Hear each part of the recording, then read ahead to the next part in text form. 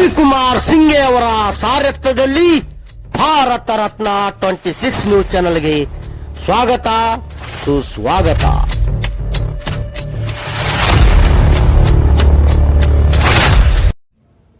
ಜಮಖಂಡಿ ಗ್ರಾಮೀಣ ಪೊಲೀಸ್ ಠಾಣೆಗೆ ಬೆಳಗಾವಿ ಐಜಿಪಿ ಸಂದೀಪ್ ಪಾಟೀಲ್ ಅವರು ಭೇಟಿ.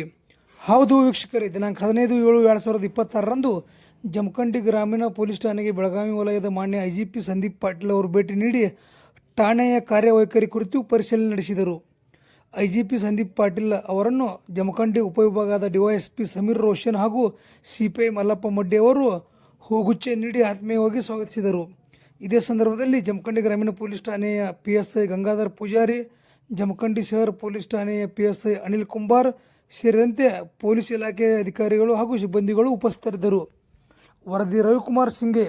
ನಿರಂತರ ಸುದ್ದಿ ಮತ್ತು ಜಾಹೀರಾತಿಗೆ ಸಂಪರ್ಕಿಸಿ ಫೋನ್ ನಂಬರ್ 9964266674 ಜಮಖಂಡಿ. ಮತ್ತೆ ಸಿಗೋಣ ವೀಕ್ಷಕರೇ ಮುಂದಿನ ಸುದ್ದಿಯೊಂದಿಗೆ. ನಮಸ್ಕಾರ.